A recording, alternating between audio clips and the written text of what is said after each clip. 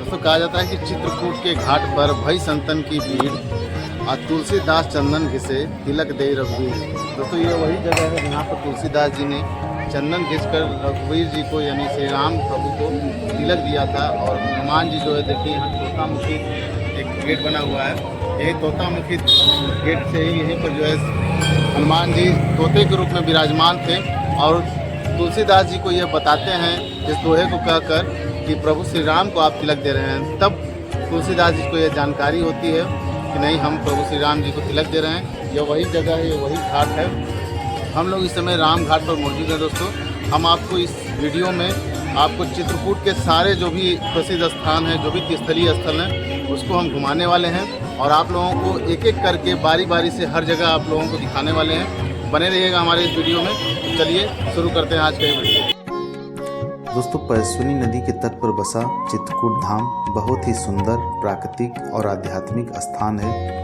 दोस्तों हिंदुओं के भगवान श्री रामचंद्र जी ने अपने वनवास के दौरान 14 वर्षों में से 11 वर्ष माता सीता और लक्ष्मण जी के साथ इसी चित्रकूट धाम पर बिताए थे।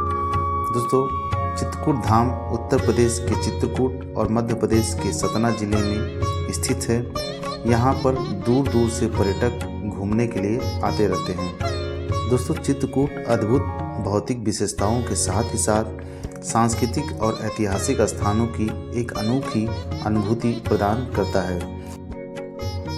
दोस्तों यदि आप चित्रकूट में आते हैं तो आप सबसे पहले राम घाट आपको आना होता है। राम घाट चित्रकूट में दर्शनीय स्थलों में से एक है, जो कि मंदाकिनी नदी के किनारे बसा हुआ एक सुंदर सा घाट है। दोस्तों इस घाट के किनारे आपको बहुत सारे मंदिर देखने के लिए मिल जाएंगे, जो कि काफ़ी प्राचीन है और यहाँ पर आपको रंग बिरंगे नाव भी देखने के लिए मिल जाएंगे। दोस्तों कुछ कथाओं से पता चलता है कि वनवास काल के समय भगवान राम, माता सीता और लक्ष्मण जी ने इस जगह पर रहकर अपना कुछ समय व्यतीत किया था। दोस्तों राम घाट आने के बाद आप राम घाट पर स्नान ध्यान कर सकते हैं। प्रातःकाल यहाँ पर स्नान करके प्रभु श्री राम की स्तुति भी कर सकते हैं। यहाँ राम घाट पर जितने लोग भी आते हैं, अगर वो राम घाट पर किसी आश्रम में, किसी धर्मशाला में रुकते हैं, तो वह राम घाट में सुबह सुबह स्नान करके फिर यहीं से अपनी यात्रा को प्रारंभ करते हैं। दोस्तों यदि आप चित्रकूट आते हैं तो चित्रकूट में आने के बाद सबसे पहले आप राम घाट चले आइए, क्योंकि राम घाट से आपको चित्रकूट के किसी भी दर्शनीय स्थल पर यदि आप जाना चाहते हैं तो फिर यहाँ से आपको साधन उपलब्ध हो जाते हैं। तो चलिए राम घाट से हम चलते हैं सबसे पहले कामतनाथ मंदिर। कामतनाथ मंदिर में हम दर्शन करेंगे। दर्शन करने के बाद कामतगिरी पर्वत की हम परिक्रमा करेंगे।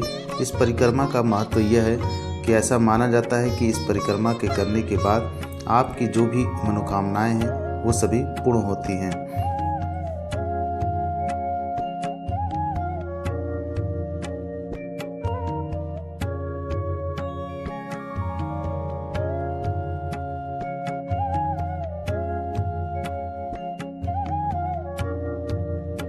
दोस्तों ये है प्रसिद्ध कामतानाथ जी का मंदिर और मंदिर में दर्शन करने के बाद ये लोग ये रास्ते की परिक्रमा करते हैं और यहाँ देख सकते हैं ये रास्ता परिक्रमा की ओर जाता है।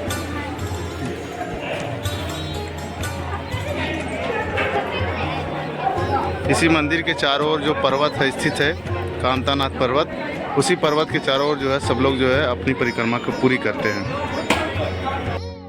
दोस्तों कामतनाथ मंदिर में दर्शन एवं पूजन करने के बाद आप अपनी कामतगिरी की परिक्रमा की यात्रा प्रारंभ कर सकते हैं। परिक्रमा करने के लिए मंदिर के ठीक सामने से ही परिक्रमा का मार्ग प्रारंभ हो जाता है।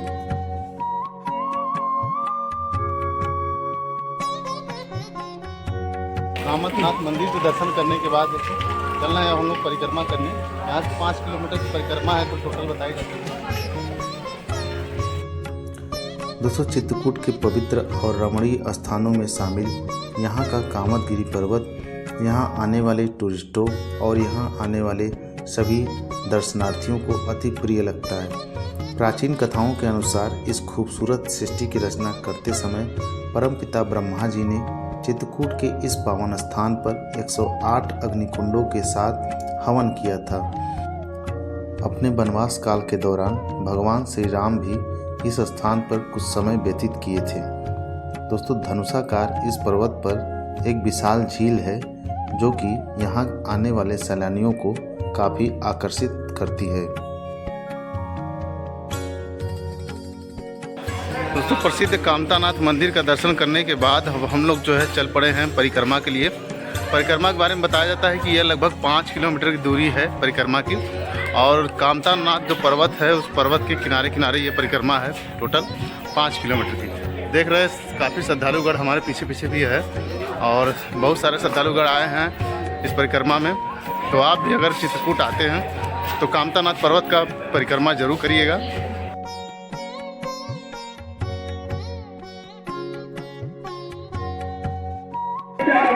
दोस्तों परिक्रमा के दौरान आपको रास्ते में बहुत सारे बंदर भी मिलते रहते हैं। इन बंदरों से थोड़ा सावधानी रखिएगा। अपनी खाने पीने के सामान यदि आप लेकर आते हैं खाने पीने की चीज़ें तो फिर आप इनसे बचा कर रखिएगा। देख रहे हैं आसपास बगल में आपको ढेर सारे बंदर मिल जाएंगे और ये रास्ते में अगर आपके पास कोई खाने पीने के सामान है तो आपको छीन सकते हैं, तो इनसे थोड़ा सावधानी रखिएगा। दोस्तों परिक्रमा के दौरान रास्ते में आपको ढेर सारे मंदिर और अन्य दर्शनीय स्थल देखने को मिल जाते हैं, जिसमें आपका लक्ष्मण पहाड़ी, राम जानकी मंदिर, भरत मिलाप मंदिर एवं गुरु वशिष्ठ जी का आश्रम भी शामिल है।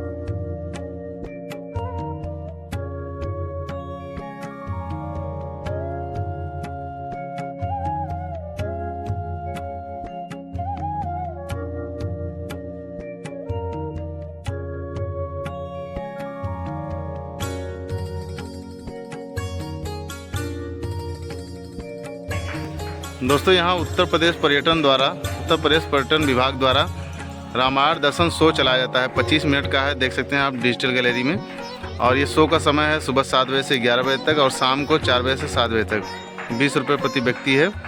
6 वर्ष से 12 वर्ष के बच्चों के लिए 10 रुपये है टिकट। आप ये देख सकते हैं यहाँ पर बना हुआ है इनका रामायण दर्शन शो कराने के लिए पर्यटन विभाग से। अगर आप यहाँ आते हैं तो आप 25 मिनट का शो है, ज़रूर देख के जाइएगा।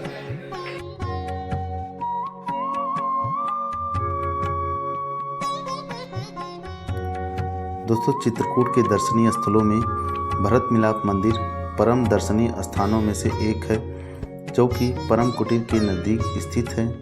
राम और भरत का मिलाप इस स्थान पर उस समय हुआ था जब श्री भरत जी भगवान राम के बन जाने के बाद उनसे मिलने के लिए यहाँ आए थे।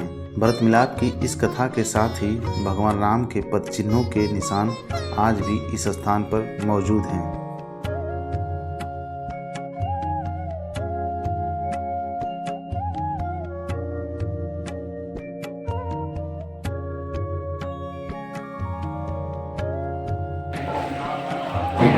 लक्ष्मण पहाड़ी के लिए ये रास्ता जाता है। आप जब परिक्रमा के रास्ते में आते हैं तो उसी परिक्रमा के रास्ते में ही ये रोपवे लक्ष्मण पहाड़ी की ओर रास्ता गया है। इस रास्ते से हम आगे बढ़ते हैं, आपको दिखाते हैं।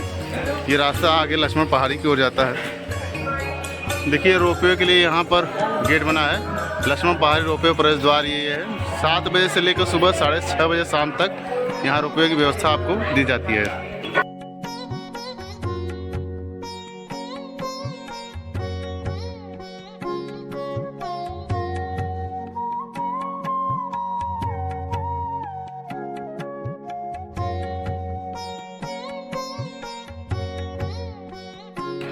दोस्तों लक्ष्मण पहाड़ी पर जाने के लिए हम लोगों ने रोपवे कर लिया है अब हम लोग लक्ष्मण पहाड़ी रोपवे से ही जाएंगे, क्योंकि ये सोचा जा रहा है कि क्योंकि समय हमारे पास, हम लोगों के पास काफ़ी कम है, इसलिए हम लोग रोपवे का सहारा ले रहे हैं। बाकी आप जब यहाँ आते हैं तो आपका जैसा इच्छा करे आप रोपवे से भी जा सकते हैं, बाकी वहाँ से पैदल जाने के लिए रास्ता बनाया गया है, आप वहाँ से भी जा सकते हैं।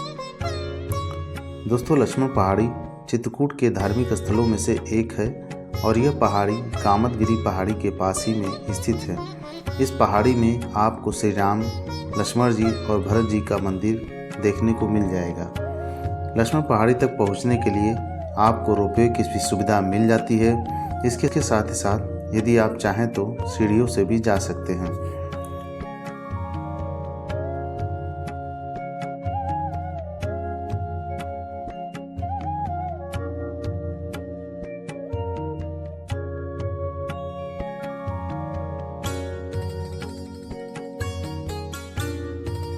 दोस्तों, लक्ष्मण पहाड़ी घूमने के बाद हम लोग अब आ गए हैं सती अनुसुईया के मंदिर पर। दोस्तों, माता सती अनुसुईया के मंदिर के रास्ते में जाते समय आपको मंदाकिनी नदी देखने को मिल जाती है। मंदाकिनी नदी का पानी इतना निर्मल और इतना पवित्र माना जाता है कि यहाँ पर श्रद्धालुगण आते समय स्नान जरूर करते हैं। दोस्तों, ऐसा माना जाता है कि जो यहाँ मंदाकिनी नदी प्रवाहित होती है, इस मंदाकिनी नदी के यहाँ आने के लिए माता सती अनुसुईया को ही श्रेय दिया जाता है। दोस्तों, चित्रकूट का पर्यटन स्थल सती अनुसुईया आश्रम शहर से लगभग 16 किलोमीटर की दूरी पर घने जंगलों में स्थित है। पौराणिक कथाओं की बात की जाए तो पौराणिक कथाओं के अनुसार महर्षि अत्रि अपनी पत्नी अनुसुईया और 3 पुत्रों के साथ इस स्थान पर निवास करते थे। भगवान राम ने देवी सीता के साथ भी इस स्थान का दौरा किया था और देवी अनुसुईया ने इसी स्थान पर सीता जी को सतीत्व का महत्व बताया था। चित्रकूट आने वाले पर्यटक इस चित्रकूट के पावन स्थान पर जरूर आकर आकर्षित और मोहित होते हैं।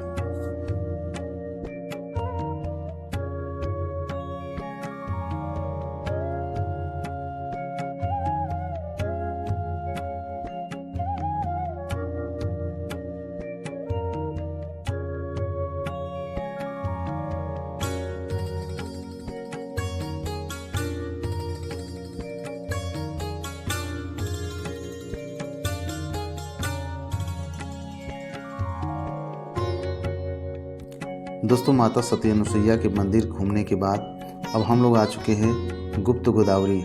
दोस्तों, चित्रकूट में घूमने वाले स्थानों में से गुप्त गोदावरी एक महत्वपूर्ण दर्शनीय स्थल है। दोस्तों, राम घाट के दक्षिण में लगभग 19 किलोमीटर की दूरी पर स्थित यह एक आकर्षित गुफा है। यहाँ पर ऐसा माना जाता है कि गुफा के अंदर की चट्टानों से एक 12 धारा निकलती रहती है।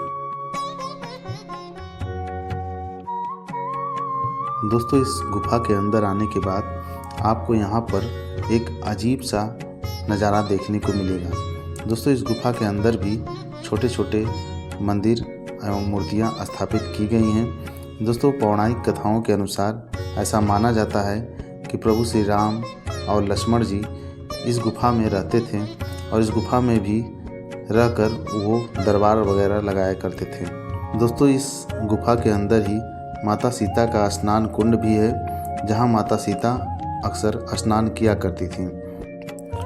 दोस्तों, गुप्त गोदावरी में 2 गुफाएं हैं। एक बड़ी गुफा है और दूसरी छोटी गुफा है। बड़ी गुफा के अंदर काफ़ी स्पेस है, वहां पर आप काफ़ी आराम से घूम फिर सकते हैं। लेकिन जो दूसरी गुफा है, जो कि काफ़ी सकड़ी है और उसमें आप जब जाएंगे तो आपको घुटने भर पानी देखने को मिल जाता है।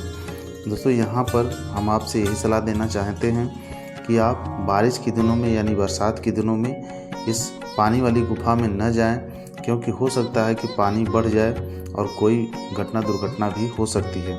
इसलिए आप बारिश के दिनों में जाने से परहेज करें। इसके अलावा आप कभी भी वहाँ जा सकते हैं। यहाँ आप जाएंगे तो एक अद्भुत नज़ारा आपको देखने को मिलता है, जो पूरे चित्रकूट में कहीं भी ऐसा नज़ारा नहीं मिलता है। तो दोस्तों, यहाँ आप चित्रकूट जब भी आते हैं तो गुप्त गोदावरी के दोनों गुफाओं में ज़रूर जाइए, ताकि आप इन गुफाओं का एक रहस्यमयी नज़ारा ले सकें।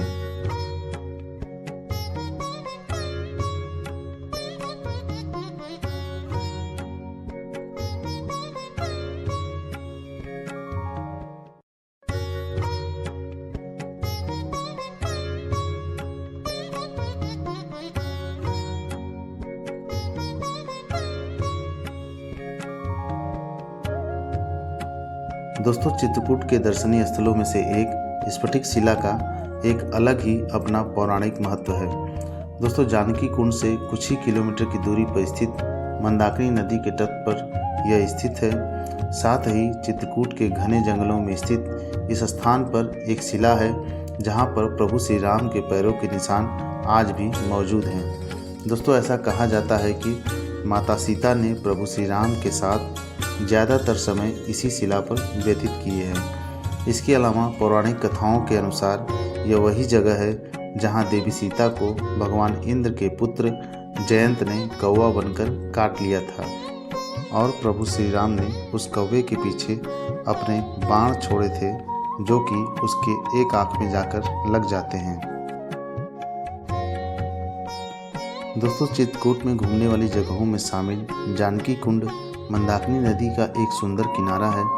इस किनारे पर सीढ़ियां बनी हुई हैं और यहाँ पर मिलने वाले पैरों के चिन्हों को माता जानकी के पैरों के निशान माने जाते हैं। भगवान श्री राम के वनवास के दौरान यह स्थान माता जानकी का सबसे पसंदीदा स्थान था। जानकी कुंड के पास ही श्री राम जानकी मंदिर बना हुआ है और यहाँ पर हनुमान जी की एक विशाल मूर्ति भी आपको दर्शन करने के लिए मिल जाएगी।